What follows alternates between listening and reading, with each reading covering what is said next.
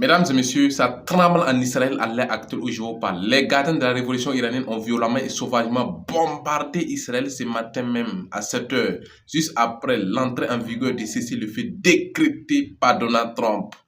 Qu'est-ce qui se passe concrètement sur le terrain, mes très chers frères et sœurs? Il n'y a pas de cessez-le-feu. Les hostilités se poursuivent.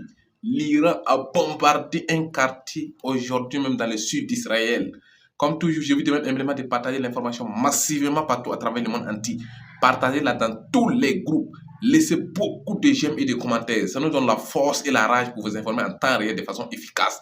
Et c'est de ça qu'il s'agit, mes très chers frères et sœurs. Alors, Donald Trump qui avait déclaré sur son réseau social qu'il a trouvé un accord de cessez-le-feu entre Israël et l'Iran et qui devrait rentrer en vigueur à 6 heures du matin. Eh bien, les gardiens de la révolution ont balancé des missiles hypersoniques sur le quartier Berseva en Israël aujourd'hui. Le quartier a été complètement et totalement détruit, supprimé de la surface de la terre. 8 repos éternels ont été signalés et des centaines de blessés. Netanyahu a ordonné son armée de riposter sur l'Iran. Donc, il n'y a aucun cessez-le-feu. Les hostilités se poursuivent. Les hautes autorités iraniennes déclarent qu'ils n'ont reçu aucune proposition de cessez-le-feu de la part de Donald Trump et accusent les États-Unis et l'Israël de mensonges. Ils ont proposé et l'Iran a dit que le moment de cessez-le-feu n'est pas encore arrivé.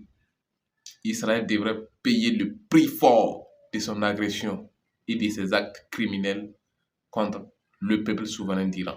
Mesdames et messieurs, Israël est en train de subir des conséquences catastrophiques et désastreuses de ses actes. Alors, selon The Time of Israel, l'Iran aurait détruit 45 laboratoires de l'Institut Weizmann. Chers dames, chers messieurs, c'est un coup fatal à Israël. 17 ans d'études et de recherches partis en fumée. Un missile hypersonique iranien a réduit le bâtiment en cendres.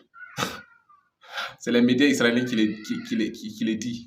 Donc, c'est les sources à ne pas négliger. C'est des sources fiables.